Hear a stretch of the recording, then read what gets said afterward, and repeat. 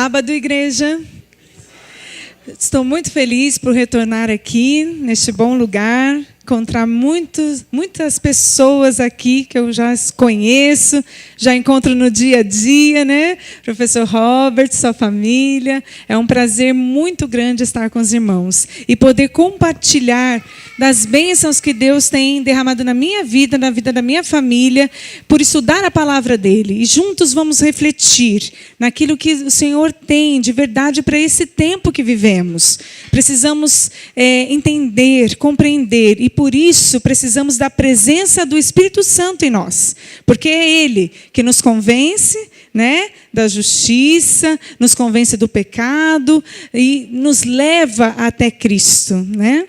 E é através dessa ação do Espírito Santo em nós é que podemos compreender a palavra dele. E por isso eu peço mais uma vez, feche os seus olhos. Vamos pedir especificamente pelo Espírito Santo agora, neste momento.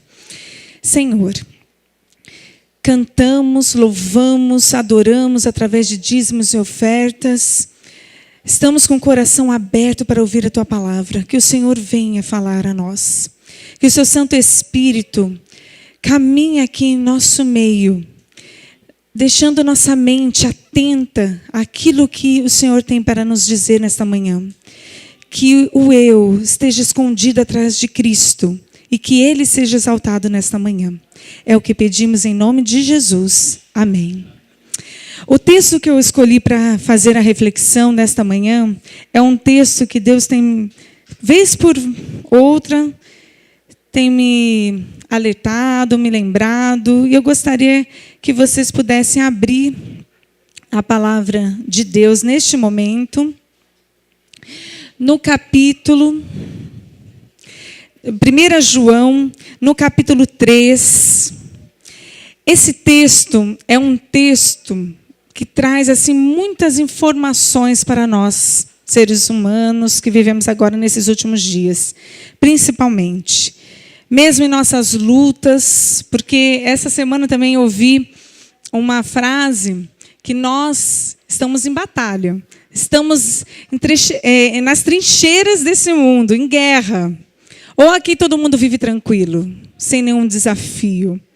Eu vejo que cada um de nós temos as nossas lutas pessoais, não é?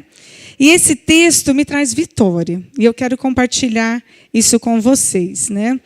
Muitas das vezes nós temos fraquezas, influências, aquilo que já temos dentro de nós e aquilo que nos ataca ao redor.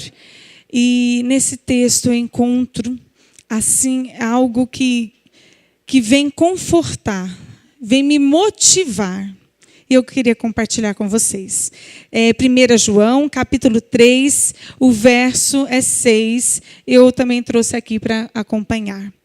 Todo aquele que permanece nele quem? Em Cristo, não vive pecando. Todo aquele que vive pecando não ouviu e nem o conheceu. Vejam, esse texto é um texto que remete a uma vida de permanência e comunhão com o nosso Deus. E ele diz mais, que aquele que vive, permanece em Cristo, não vive pecando. E qual é essa promessa, então? Quando você está em Cristo, você, então, tem vitória sobre o pecado. Eu não quero aqui trazer uma discussão teológica, porque também não me compete, mas existem áreas, né, de pessoas que refletem sobre isso. Alguns pensam que quanto mais perto de Cristo você está, menos pecado terá na sua vida e você vai chegar num nível de perfeição. Outros pensam que quanto mais você está em comunhão com Deus, você, mesmo na sua condição de pecado, você pode ter deslizes, mas rapidamente você se volta a Cristo pedindo perdão dos seus pecados, pedindo para que Ele purifique, assim como 1 João também fala, né, no capítulo 1, no verso 9. Eu não quero me delongar mais nisso, mas eu gostaria de dizer que a mim particularmente, eu prefiro a segunda, eu acho que tem mais coerência com a palavra de Deus. Eu estou em condição de pecado. Eu preciso de um Salvador. Todos nós aqui dependemos de um Salvador. Ou alguém é capaz de acrescentar um décimo de segundo à sua própria existência. Ou pode impedir que ao sair daqui algo não aconteça e possa tirar a nossa própria vida. Nós não sabemos se daqui a alguns segundos estaremos com vida. Não temos isso nas nossas mãos. Então é hoje um momento de reflexão. Hoje é um momento que eu gosto de pensar, esse verso, nessa versão, diz que não vive pecando. Outras versões diz assim, que não peca. E aí muitas pessoas falam que nunca vai pecar. Mas, falei que nele, que é em Cristo, né, a promessa que todo que permanece em Cristo tem a vitória sobre o pecado. Isso daqui é o que Deus deseja, é o ideal de Deus para a nossa vida. Que a gente viva feliz. Esse é o ideal dele. E ele faz de tudo para, licitamente, dentro dos seus princípios, dentro da sua lei, que é o amor, de nos alcançar. E trazer essa felicidade plena para a nossa vida. Eu creio que vocês também devem lembrar que na palavra dele diz em 1 João 2, verso 1, se você pecar, se você cair, se tiver um deslize, nós temos um advogado. Então, Deus, na sua onisciência, já sabia que nós íamos errar. Já sabia que mesmo quando nós entendemos a necessidade de um Salvador, cremos nele e tomamos um voto, uma decisão e nos batizamos na igreja dele e continuamos uma vida com ele, mesmo assim, teríamos deslizes. Então, lembre-se, filhinhos, eles nos chamam assim carinhosamente, né? Essas coisas escrevo para que não pequeis. Não viver pecando. Eu gosto muito de uma definição que o professor Leandro Quadros usa, né? Nós somos pecadores, mas não precisamos ser pecadeiros. Já ouviram isso? Ele fala muito isso. Não precisamos viver nesse mesmo pecado sempre. Nós temos um advogado quando erramos. Esse advogado está junto ao Pai. Jesus Cristo, o justo. Ele é o justo. Nenhum de nós somos. E nós precisamos que Ele nos justifique. E com isso também, quando nós confessamos os nossos pecados, como eu falei lá em 1 João 1, verso 9, que esse é um verso assim, que dá para falar um sermão só em volta dele. Ele diz que Ele é fiel e justo para nos perdoar. E Ele não para aí. Ele também nos purifica de toda injustiça. Então, Ele quer nos perdoar e nós pecamos, pedimos perdão. Mas aí vem o próximo passo, pedir a purificação. Para não cometer os mesmos pecados, todavia. Porque, por exemplo, quando eu tomo consciência daquilo que é errado e eu continuo por escolha, eu estou sendo rebelde. Não é verdade? Agora, se eu busco a Deus com sinceridade de coração, Senhor, eu tenho essa fraqueza, eu tenho essa limitação, isso me perturba, isso me incomoda, isso tira às vezes minha noite de sono, e eu continuo nessa maneira, por favor, Senhor, purifica-me disso, liberte-me disso. É mais específico, entende? E se eu continuo fazendo, é assim mesmo. Tem muita gente, não sei se vocês já ouviram, mas eu já ouvi muitas vezes na minha vida, usei algumas dessas frases. Mas é a minha genética. É assim que eu sou. Eu fui criada assim, né? Vou continuar sendo assim, uma síndrome, né, de Gabriela, né? A gente já foi em algum momento dessa maneira, mas quando nos damos em consciência, ou seja, o Espírito Santo habitando em nós, ele nos desperta. Para dizer, não é esse o caminho. Andai por aqui. Não é assim que está lá em Isaías? Então, aqui o caminho. Ele nos conserta, ele nos coloca de volta no prumo. E para isso nós precisamos permitir, né? Porque Deus, ele é muito elegante. Eu falo que Deus, ele é muito assim chique. Ele não força ninguém. Ele não vai te obrigar. Ele convida. E aí, ele mostra. E quando o Espírito Santo te guia, você desperta e fala assim, não está certo. Eu não posso, mas então eu tenho que ficar alerta. Eu tenho que prestar atenção nisso daqui, né? Existe, então, essa diferença entre você conviver com o pecado,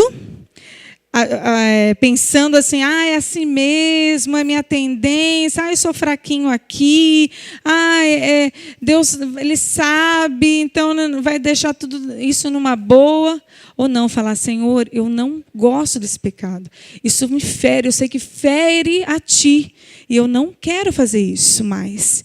Então, é diferente, né? E aí o texto que nós lemos aqui, todo aquele que permanece nele não vive pecando, ou seja, é vitória.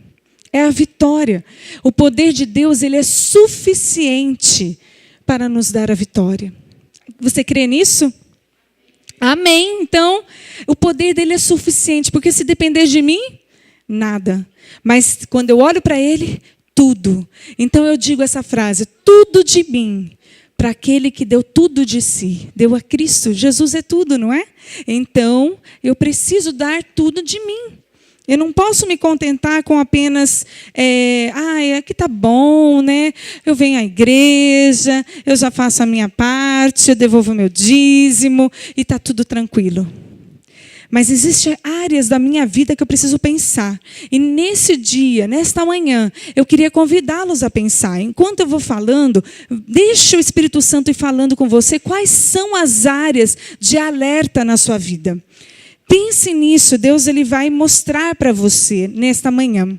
E eu gostaria agora de refletir uma coisa. Nas estratégias que o inimigo tem para nos derrubar. A gente precisa conhecer, não para ficar se demorando e achar assim, não tem jeito. Já falei que tem vitória, né? Já comecei por esse passo, tem vitória. Só que nós estamos numa guerra, numa batalha. E esse inimigo, ele tem estratégias para usar, para nos derrotar. Porque ele não quer que ver nenhum de nós aqui lá no céu. Ele não quer ver lá no céu, que ele não vai ver, mas ele vai ver aqui na cidade santa, do lado de dentro. Ele não quer nenhum de nós lá. Ele quer que nós estejamos junto com ele para diminuir o peso da pena dele. Então, ele faz de tudo. E a artimanha dele é muito simples. Você já sabe. O que ele faz com a gente? Ele nos tenta, não é? Ele não é o tentador. Ele vai nos tentar. Né? Então, essa é a primeira estratégia. Eu gostaria de mostrar para vocês um texto. Escolhi 2 textos do Espírito de Profecia para analisarmos nessa manhã. O primeiro está num grande conflito na página 530 e diz o seguinte: Satanás está bem ciente de que a mais débil alma que permanece em Cristo é mais que suficiente para competir com as hostes das trevas. Olha que texto, gente. A mais débil alma, ou seja, a pessoa mais fraquinha, né, que possa pensar em ser, se ela permanece em Cristo, ela é mais que suficiente para competir com uma hoste das trevas. E aí diz, e que caso ele se revelasse abertamente, seria enfrentado e vencido. Então, a pessoa que está em Cristo, permanece com Cristo, o inimigo vem e se apresenta com a tentação, a pessoa já sabe. Ela já rejeita e é vencido, porque a pessoa está em permanência em Cristo. Aí o que ele diz aqui? Diz mais, né? Portanto, procura retirar das suas potentes fortificações os soldados da cruz, enquanto jaz de emboscadas com as suas forças, pronto para destruir todos os que se arriscarem a penetrar em seu terreno. Olha que texto. O que ele faz, então? Se a pessoa tem que permanecer em Deus, ela vai ser tentada e ela vai resistir. Qual é a artimanha dele? Tirar de perto de Deus. Tirar das fortes, né, das potentes fortificações, os soldados de Cristo, né? Então, ele vai fazer de tudo para nos tirar de perto de Deus. Porque quando tiramos, Quando ele tira, você se envereda pelos caminhos dele. E ali você fica vulnerável. Ali a gente vai poder dizer que você é presa fácil. Porque você está longe do poder. Né? Você escolhe sair, se distanciar. E olha só, gente, unicamente com humilde confiança em Deus e obediência a todos os seus mandamentos, poderemos nos achar o quê? Seguros. Então não é só vir à igreja, não é só fazer uma reforma de saúde, não é só devolver dízimos e ofertas. É obedecer o quê? Todos os mandamentos de Deus. É uma vida completa de unidade em Cristo, que nós estamos estudando também na lição dessa semana, desse trimestre, né, que nós vamos ver. É comunhão com o nosso Deus. Porque o que Ele vai fazer? Fazer de tudo e vai usar de armas, né, de emboscadas para nos tirar da presença de Deus. E assim, nos tirando, olha o segundo texto, Caminho a Cristo, página 71. Por isso é constante empenho de Satanás. Gente, é todo dia, toda hora, 24/7, sabe? As 24 horas, 7 dias da semana, ele está empenhado, em o quê? Conservar a atenção, o quê? Desviada do Salvador. Evitar, assim, a união e a comunhão da alma com Cristo. Gente, esse é o esforço do inimigo. Dar déficit de atenção em todo mundo. Já ouviram essa palavra? Trabalho exatamente com isso. Sou psicopedagoga e trabalho em orientação escolar. A maior coisa que eu vejo, que eu ouço das mães, meu filho tem déficit de atenção. Tem déficit de atenção. E na igreja eu vejo muitos, e vou me colocar junto, tá? Não estou tirando eu desse bolo, não. Em muitos momentos da nossa vida, nós estamos tendo déficit de atenção espiritual. Ou não estamos? Estamos distraídos. Não é? Por quê? O inimigo sabe que ele não vai te tentar. A tentação, né, é um meio ilícito dele. Né? A tentação é algo assim que você já, quando está com Deus, você percebe, isso daqui não é para mim, eu tenho que fugir. Não é? Então, a pessoa que está com Deus, ela percebe a tentação. Mas quando nós não estamos perto de Deus, nós estamos distraídos de Deus, nós não percebemos as emboscadas. Isso não tem nada, não tem problema, todo mundo faz, é assim mesmo. Não, agora é muito difícil. Na época, no passado não era tanto. Hoje nós temos muitas distrações, não é? E aí eu pergunto para vocês: armas do inimigo para derrotar o cristão. Primeiro é a tentação. Vamos repetir, tá? Que a gente faz assim para ver se estão entendendo. A tentação diretamente, ela tem a ver com o lado negro da história, né? O ponto negativo. Você já é ruim, é mal, declaradamente. Você já percebe isso. Tem a ver diretamente com a transgressão da lei de Deus.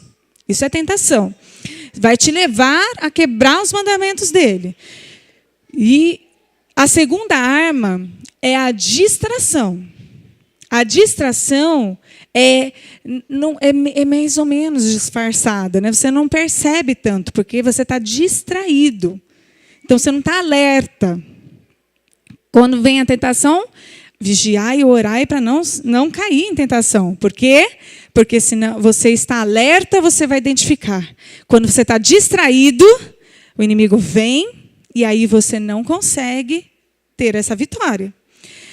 Evitar a comunhão da alma com Cristo, esse é o empenho de Satanás.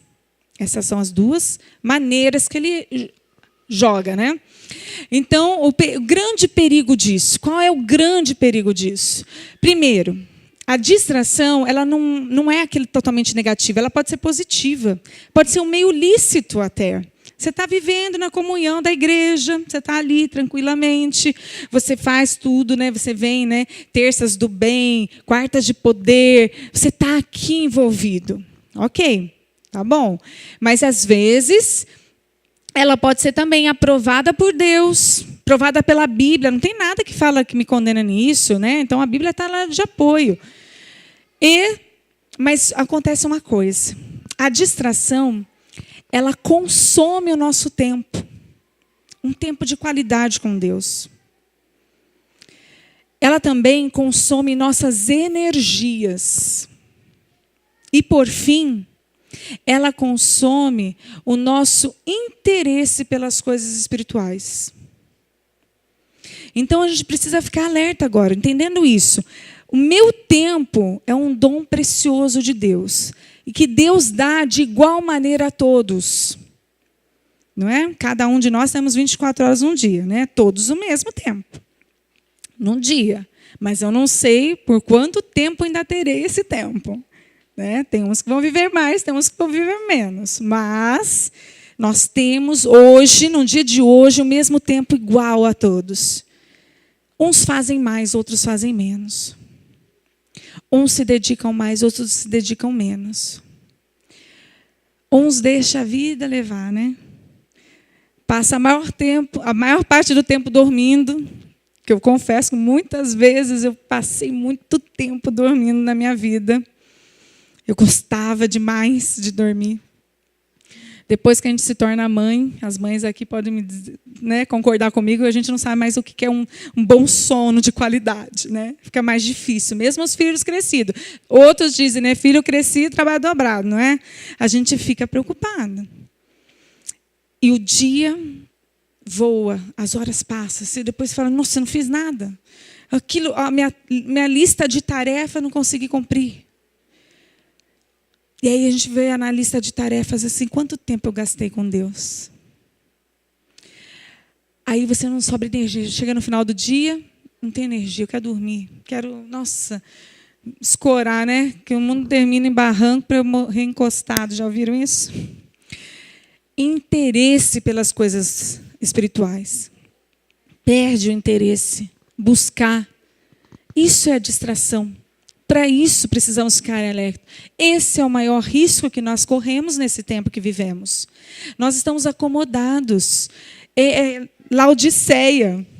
Né? Laodiceia. Nós não enxergamos mais como no passado. Nós não precisamos caminhar longas horas para chegar numa comunidade, como alguns têm. E aí, parece que a fé é maior, não é? Parece que eles são mais provados, parece que vão mais atrás daquilo que precisam.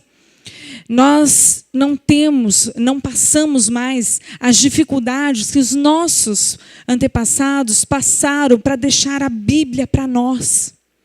Hoje, todos nós podemos ter uma Bíblia. E podemos carregá-la para onde quiser. Mas o que o inimigo vai fazer? Nos distrair para não lermos. Não é? Eu achei muito lindo o programa da igreja, eu gosto muito do Reavivados por Sua Palavra. Quantos aqui já fizeram esse Reavivados? Hoje estamos iniciando outro. Hoje, um capítulo por dia. Em 2 anos, né, lê a Bíblia toda. Se você ler 3 capítulos por dia, 5 no final de semana, em 1 ano você lê toda.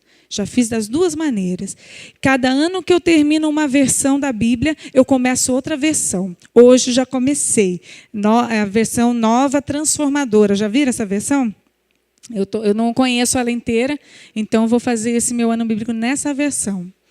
Ou seja, nós precisamos colocar prioridades, porque senão a tentação virá, nós estamos distraídos, nós não iremos perceber. E agora eu vou dar alguns exemplos. Se não ficou claro, né? Poderia terminar aqui, ó. É isso, sermão. Mas se não ficou claro, eu gostaria de dar exemplos práticos do dia a dia. Quem poderia me ajudar?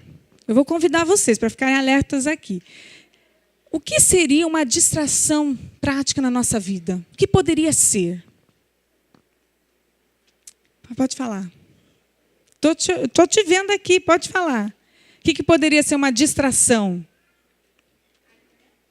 A internet. Ela pode ser uma distração? Então, como que ela pode ser uma distração?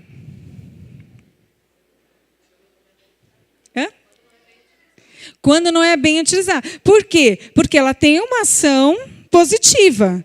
Não é uma declarada tentação a princípio.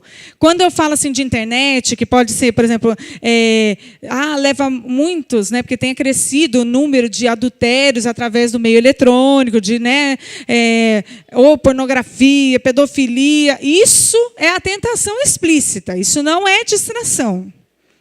Né, sensação, né, bullying cibernético, tanta coisa. Isso é tentação, esse é o problema já declarado, que a gente já sabe que isso é o lado ruim, negativo. Mas o que seria a distração, então?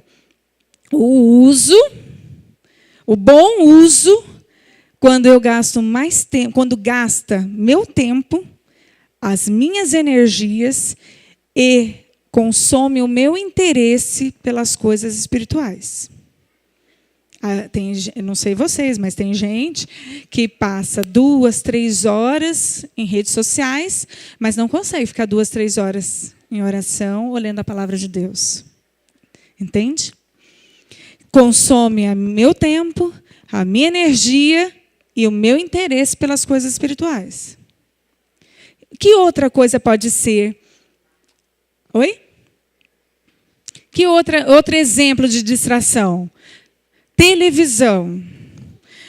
Você pode me dizer porque a televisão tem essas novelas que incitam também o adultério, a violência. Esse é o lado ruim. Essa já é a tentação declarada.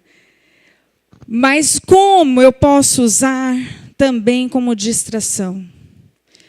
Quando consome meu tempo, as minhas energias e tira o meu interesse pelas coisas espirituais. Eu não sei quantos aqui, mas eu estou falando, gente, coisa bem prática, para você entender. Eu já virei uma noite inteira assistindo série. Alguém já fez isso? Não precisa nem levantar as mãos, porque não é para se gabar disso, não. É ruim. Mas eu já virei. E daqui a pouco, Deus tem falado isso para mim há algum tempo já. E tive que tomar uma decisão. Quem consegue virar uma noite inteira assistindo série e acordar na madrugada para fazer uma oração? Ou para ler a palavra de Deus logo depois de uma novela? Vocês entendem? É muito sério isso. Se consome o meu tempo, se consome a minha energia e tira o meu interesse pelas coisas espirituais, está me distraindo, está me tirando. Olha, aqui eu estou com Deus, aqui eu estou protegido. Aqui está me tirando e está me levando para um lugar, um lugar de vulnerabilidade. Eu acho que cortou ali. Mas está me levando, o inimigo quer que eu fique vulnerável às tentações dele. Para quando vier uma crise, vier um problema, eu não tenha força espiritual para resolver. Eu não vou estar preparado, porque eu vou estar enfraquecida. Aí ele vem com a artimanha dele, jogando culpa. Você não merece, você viu o que você fez? Então você não merece o perdão de Deus. É isso que ele faz. Entende? Outra coisa, que além da internet, além da TV, pode se tornar uma grande ferramenta nas mãos do inimigo, é a música. Ou não é? Jovens, né? Eu ainda me coloco um pouquinho. Mas durante muito tempo a música foi uma coisa assim difícil. Né? E tem uns que já se olham, já se veem. Gente, eu estou falando coisa mesmo prática. Como é difícil. Você vai lá, coloca lá a sua playlist, que não tem nada a ver com a adoração, né? Mas é tão legal e não sei o quê. Depois que você horas naquilo, você consegue ouvir um louvor e levar o louvor a Deus? Você consegue se ajoelhar e falar uma oração com o coração agradecido a Deus? É isso que o inimigo quer, te distrair. E ele vai tentar com armas sujas, com coisas que são gostosas, lícitas, que às vezes não tem nada parecendo que, né, vai ser declarado ou que é do inimigo. Às vezes é o convite de um amigo. Às vezes é uma pessoa na sua vida, uma mensagem que você recebe.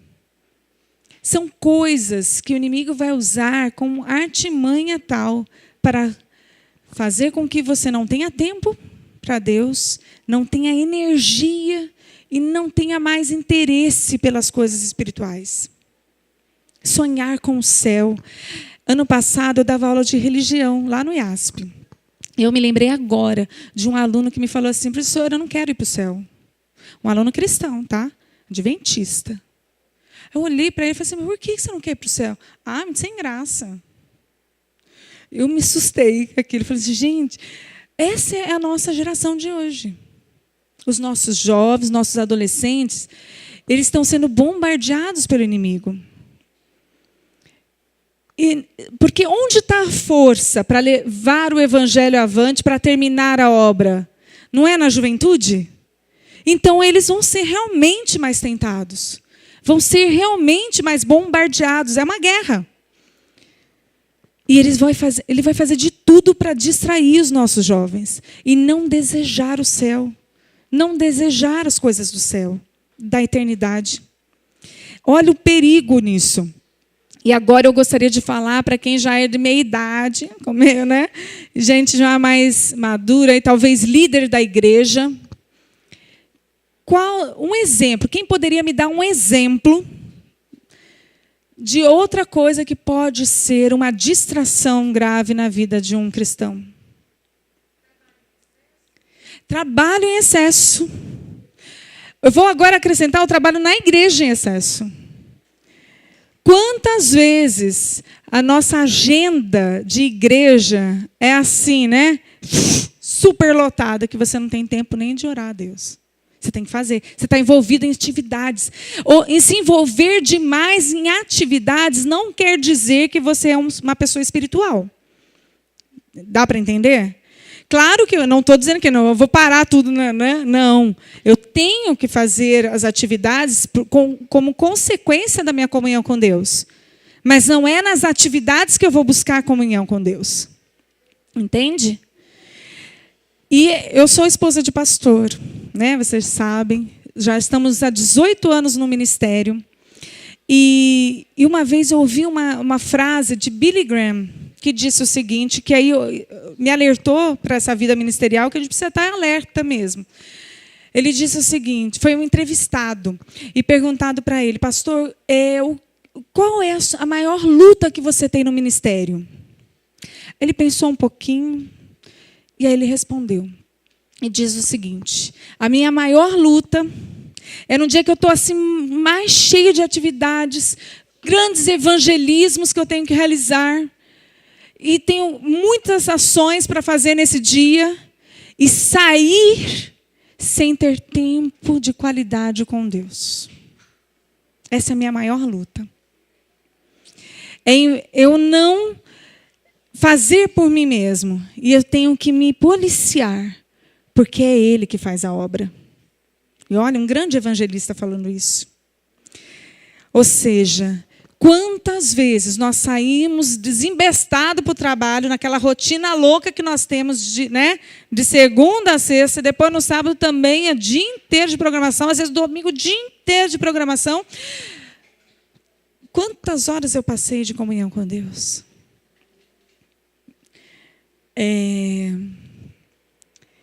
Eu fico pensando e me policiando nisso.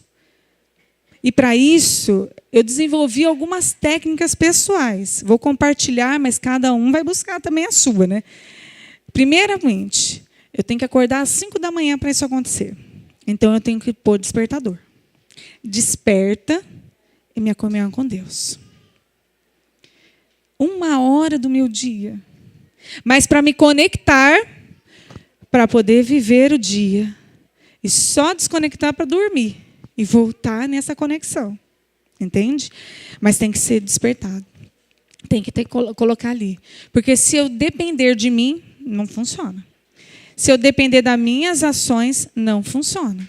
Eu preciso colocar isso em prática. Eu preciso tomar decisões, porque senão eu estarei vulnerável às tentações do inimigo. Então, a vida de oração é prioridade. Se a gente não colocar em prioridade, ler a Bíblia, orar, estudar a lição da escola sabatina, se conectar com Deus, não sobra tempo depois. Não vai sobrar energia. E o inimigo vai fazer de tudo para que você não tenha mais interesse algum pelas coisas espirituais. Então, não se iluda achando que por você estar trabalhando na igreja, você é um ser espiritual. Você precisa buscar essa espiritualidade a sós com Deus. A igreja é a ponta de um iceberg. E apenas 1/9 da dimensão dele. 9 partes estão para baixo dele, né? Então, é muita coisa. Essa comunhão é a sós com Deus. Diária. Não pode ser, hoje é feriado, vai dar tempo. Né? Não, é diária. Mesmo na rotina enlouquecida. E às vezes o inimigo agora o Espírito Santo vai mostrar nessas horas a sós as áreas que você precisa mudar. As áreas que precisa estar alerta. Para que Deus faça a obra completa, né? Com ele. E, para terminar, eu gostaria de perguntar para você. Você já pensou aí que situação tem sido uma distração na sua vida? Aqui comentamos algumas que parece-me que abrangem uma grande parte da população. Mas existem outras que você precisa refletir. E eu gostaria de convidar você para a gente fazer uma oração. Uma oração de entrega, de poder, de pedir, clamar a Deus para nos deixar alerta, tirar esse déficit de atenção espiritual da nossa vida, para nós fazermos mudanças, tomarmos decisão. E eu vou convidar a você, no final do culto, indo embora para sua casa, ou orando aqui ainda, anotar, escrever. Porque quando a gente faz essa ação, né, eu escrevo, né, eu tenho um caderno que eu escrevo bastante. Quando eu faço essa ação, o meu cérebro entende mais. Vocês já ouviram isso? A neurociência diz que quando você ouve, quando você vê e quando você escreve, o seu cérebro internaliza de uma maneira mais forte. Então, eu convido você a escrever uma declaração a Deus. A tarefa, né? A professora nunca deixa de dar tarefa. Uma declaração, Senhor, a partir de hoje, marca o dia. Eu marquei o dia que eu tomei essa decisão. E dia a dia viver essa decisão. Quando cair, confessar, pedir perdão, aceitar o perdão e falar, Senhor, de novo, me ergue. E continua. Essa é a nossa caminhada. E a oração que eu queria deixar para nós hoje, eu quero que você faça um momento a sós com Deus, mas falar assim, Senhor, eu preciso me concentrar mais. Você crê nisso? Preciso me concentrar mais nas coisas espirituais. Eu preciso concentrar mais a minha atenção no Senhor, no meu Salvador. Ajuda-me a eliminar essas distrações da minha vida. E nesse momento, gente, eu vou convidar você a ser radical. Não é devagarinho que a gente muda, não. Se eu tomei uma decisão, eu preciso eliminar isso daqui. E permanecer firme. Se achar que vai devagarinho, a gente não faz transformações na nossa vida. Não permite a ação do Espírito Santo. Eu tenho certeza, eu orei e creio que Ele está na sua mente mostrando as áreas. Você sabe? Então peça a Deus, Senhor, eu quero não ter mais essa distração na minha vida, eliminar ela. Dá-me o autocontrole, o domínio próprio. Dá-me o que for preciso. Disciplina. Às vezes é necessário ter disciplina. Dá-me o que for preciso. para que eu possa desenvolver uma comunhão saudável, mais íntima contigo. Vamos orar? Vou dar esses minutos a sós, você falando com Deus. Depois eu encerro.